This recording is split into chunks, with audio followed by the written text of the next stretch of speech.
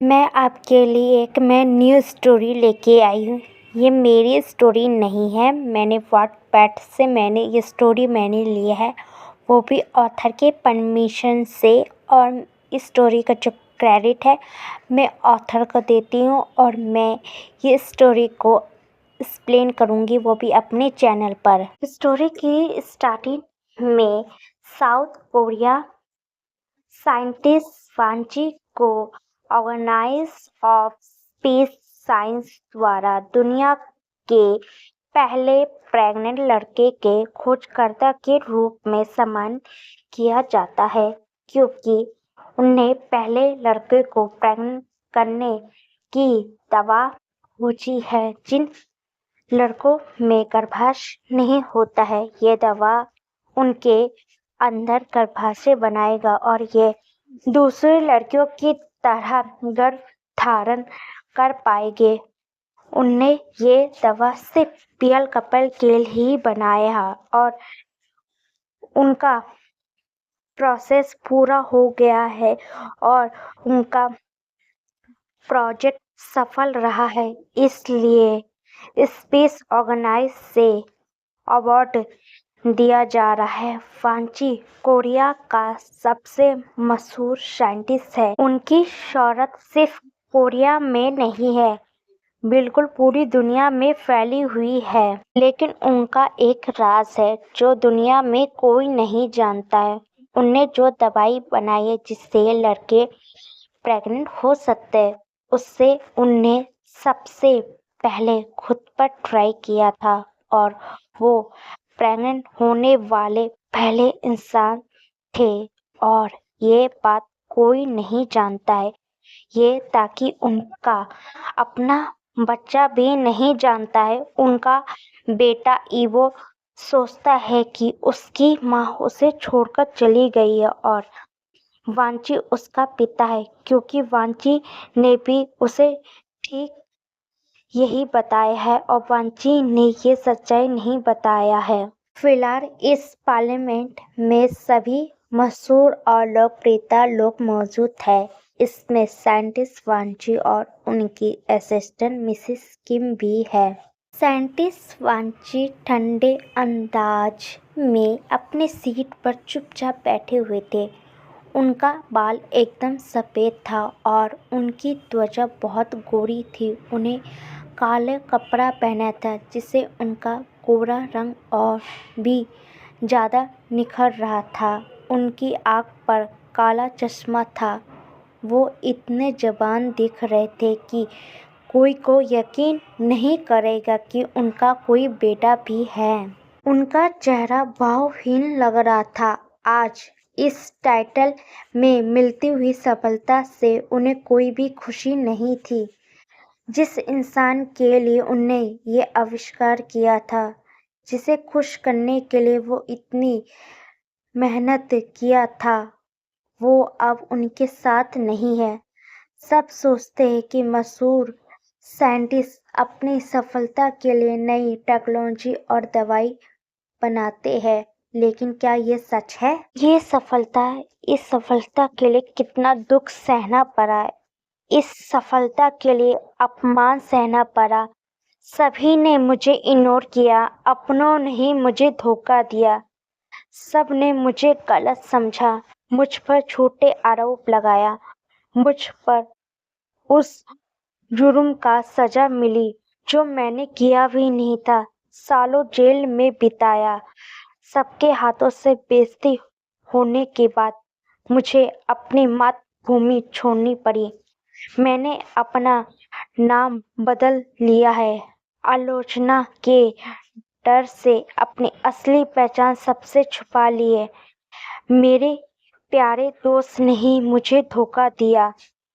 इन सब ने मिलकर दिल तोड़ दिया है। आज इतनी बदल गया हूँ कि आज मैं खुद को ही पहचान नहीं पा रहा हूँ कि मुझे कोई भावना महसूस नहीं होती है। मेरी क्या गलती थी सबकी तरह अंधा होकर विश्वास करना, एक खुशहाल परिवार की तलाश करना।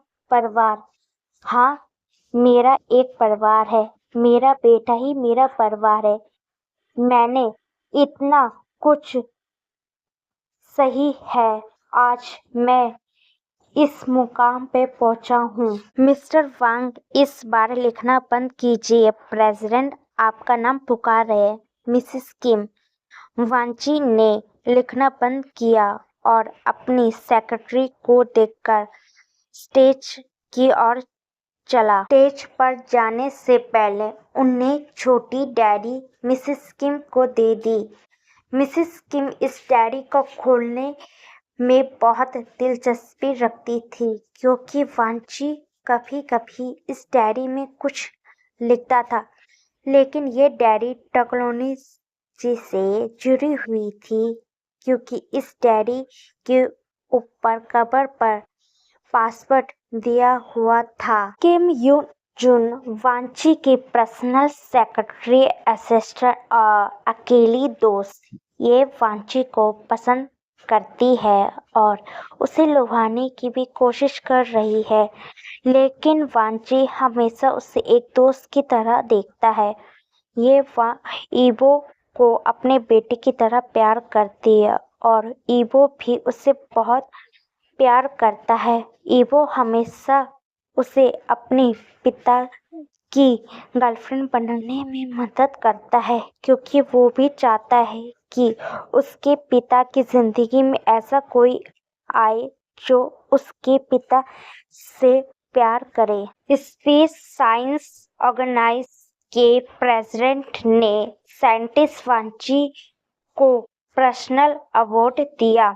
जब वांची पार्लियामेंट से बाहर आया तो कई रिपोर्टर सामने खड़े हुए थे और उनने वांची से सवाल पूछना शुरू कर दिया।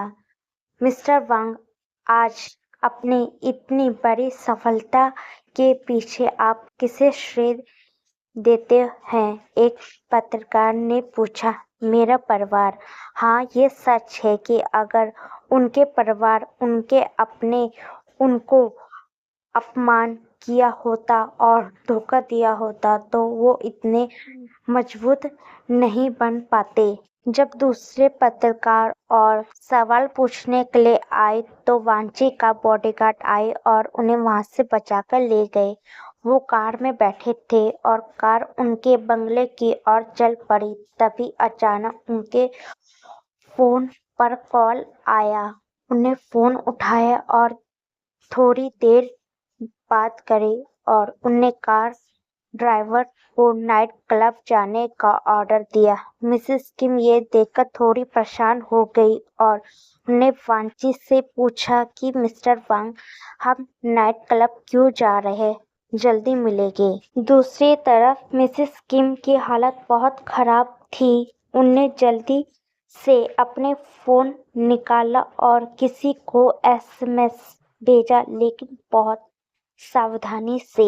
नाइट क्लब 5वीं मंजिल विला के बाईं ओर कमरे 3 से एक बेशर्म आह की आवाज आ रही थी। कमरा के अंदर एक लड़की बेड पर लगभग आधी नंगी पड़ी हुई थी। लड़की एक लड़के के ऊपर थी। उसकी शर्ट खुली हुई थी। लड़की लड़के के नाम लेकर आह भर रही थी। लड़का लड़की के गर्दन पर किस करने वाला ही था, तभी उसके बगल में रखे फोन का नोटिफिकेशन बजा। लेकिन लड़के का ध्यान अपने फोन पर नहीं था, वो अपने काम में बिजी था। ईवो, डार्लिंग, मुझे तुम चाहिए। ये सुनकर ईवो ने उस लड़की की तरफ देखा और उसने सेक्सी मुस्कान दी। तुम इतनी बेताब हो, ईवो ने मुस्कुराते हुए कहा। वो लड़की पूरी तरह से नेकेड कर दिया। उसने अपनी पैंट को भी उतार दिया। लेकिन जब लड़की ने ईवो का छोटा सा प्राइवेट पार्ट देखा तो उसकी आंखें फट गई। और ईवो, तुम्हारा प्राइवेट पार्ट इतना छोटा क्यों है? लड़की चिल्लाई। ये सुनकर ईवो के होठ से स्माइल गायब हो गई और उसने मुंह बनाया। इससे बड़ा और कितना चाहिए तुम्हें? लेकिन ये बहुत छोटा है, 2 इंच भी नहीं है। लड़की ने चिढ़ते हुए कहा। बेइज्जती, बेइज्जती। ये शब्द ईवो के दिमाग में बार बार घूम रही थी। तुम बदसूरत लड़की, मेरे डिक की बेइज्जती मत करो। ईवो गुस्से से चिल्लाया। वो लड़की के ऊपर से उठ गया और अपना कपड़ा पहन लिया। इस लड़की की हिम्मत कैसी हुई जो 10 पाउंड मेकअप लगाई हुई है वांग ईवो की बेइज्जती करने की। जब लड़की ने उसे बदसूरत कहते हुए सुना तो उसे भी गुस्सा आ गया और उसने कहा, पहले खुद को तो देखो। तुम यहाँ डैडी बनने आए थे, लेकिन तुम बॉटम बनने के लायक हो। Bottom, bottom, bottom. फिर से बेइज्जती। ईवो के दिमाग ने उसे दोहराया। उसने उस लड़की का बाल पकड़ा और उसे बिस्तर पर फेंक दिया और उसके ऊपर चढ़ गया और उसे वैसे ही पीटा जैसा वो चाहता था। गुस्से से चिल्लाया, तुम वेश्या, तुम्हारी हिम्मत कैसी हुई मुझे बॉटम कहने की? मैं हमेशा टॉप ही रहूंगा। मुझे बॉटम से नफरत है। मैं महान वांग ईवो हमेशा डैडी रहूंगा। समझ गई क्या? लड़की चिल्ला रही थी कि कोई इस पागल आदमी से बचाए और ऐसा लगा कि भगवान ने उसकी प्रार्थना सुन ली और तुरंत दरवाजा टूटने की आवाज आती है। ईवो का पूरा ध्यान लड़के पे ही था और अपनी मर्जी से वो लड़की का बाल खींच रहा था। दूसरे हाथ से वो उसका गाल पर थप्पड़ मार रहा था। तू कुत्तिया बोल, मैं डैडी बनने लायक हूँ, ईवो ने चिल्लाया।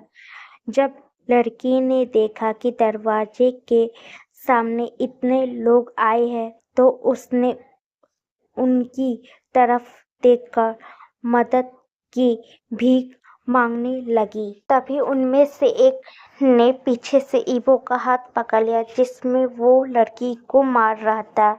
ये क्या बकवास है? किस बाप की हिम्मत हुई मेरा हाथ पकड़ने की? तुम्हारा पिता, एक ठंडी आवाज ने पूरी स्थिति को शांत कर दिया। और जब ईवो ने ये सुनकर पीछे मुड़ा देखा तो वहां एक आदमी, सच में उसका पिता वांची था। डैडी।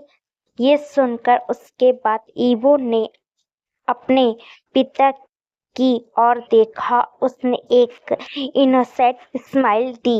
अविश्वसनीय। मिसेस किम ने ईवो की इतनी मासूम मुस्कान देखकर कहा जैसे उसने कुछ भी ना किया है, क्योंकि वहां मौजूद सभी लोगों ने पहले ईवो की हरकत देखी थी। वांची ने अपने बॉडीगार्ड को इशारा किया कि वो उसके बेटे को वहां से लेकर जाए और बॉडीगार्ड्स ने वांग ईवो का पैर पकड़ा और उसे पूरी की तरह उठाकर बाहर कार में ले गए। और तुम गुंडे, मुझे छोड़ो, मुझे नीचे उतारो डैडी, मुझे नीचे उतारो, ईवो चिल्ला रहा था, लेकिन उसकी कौन सुनता। मिसेस किम उनके पीछे गई। अब उस कमरे में वांची और उनका कुछ बॉडीगार्ड और वो लड़की थी। लड़की थोड़ी डरी हुई थी और वो उसे बचाने के लिए बार बार धन्यवाद कर रही थी। वांची ने लड़की को घूरा जिससे लड़की डरकर चुप हो गई। क्या तुम्हें लगता है कि मैं तुम्हारे बारे में कुछ भी नहीं जानता हूँ? वांची ने एक ठंडे लहजे में कहा। वो लड़की के थोड़े करीब आया जिससे लड़की डरकर पीछे हट गई। तो तुम्हारी सोच गलत है। यही कहकर उसने उस लड़की के सामने कई वीडियो रखी। वीडियो को देखकर लड़की की आंखें फटी रह गई और वो ज्यादा डर गई। जो भी मेरे बेटे पर बुरी नजर डालेगा मैं उसे सजा दूंगा, और वो सजा सिर्फ मौत है। और तुमने मेरे बेटे का इस्तेमाल करने की हिम्मत की? तुम्हें इसकी सजा मिलेगी। वांची का ऐसा रूप देखकर लड़की बहुत डर गई और डर के मारे कांपने लगी। लड़की के पहले भी कई बॉयफ्रेंड थे और उसकी पहले शादी हो भी चुकी थी, लेकिन लड़की इतनी बुरी थी कि उसने अपने ही पिछले पति को मार डाला और पैसे के लिए अपने बच्चे को बेच दिया और वो वांग यीबो के पैसे के लिए उससे प्यार का नाटक कर रही थी और उसके पैसे के लिए शादी करना चाहती थी। मशहूर साइंटिस्ट और सबसे अमीर आदमी का इकलौता बेटा, जिसके वजह से वो लड़की उसके पीछे पड़ी गई है। लेकिन शायद उस लड़की को नहीं पता था कि ईवो उससे भी बड़ा प्ले बॉय है और उसके पिता हमेशा उसकी रक्षा के लिए एक परछाई की तरह उसके पीछे रहते हैं। लड़की डर के मारे वांची से भीख मांग रही थी, लेकिन वांची ने कुछ भी नहीं सुना और अपने बॉडीगार्ड को लड़की को मारने का इशारा कर दिया। दूसरी तरफ कार के अंदर ईवो ने अपनी प्यारी आंट को फंसाने के लिए एक क्यूट पपी की तरह दिख रहा था और उसकी आंट ईवो की उस प्यारी आंखों को ना देखने की पूरी कोशिश कर रही थी। प्लीज स्वीटी, इस सफर मुझे बचा लो। ईवो को अपने सबसे बड़े हथियार, अपनी प्यारी आवाज का इस्तेमाल करना पड़ा। मैंने पहले ही तुम्हें वार्न किया था, लेकिन तुमने अपने नोटिफिकेशन नहीं देखा। अब मैं कुछ भी नहीं कर सकती हूँ। प्लीज इस बार मुझे बचा लो। मैं तुम्हारी मदद करूँगा। मैं तुम्हारी और डैड के साथ एक कपल डिनर अरेंज करूँगा।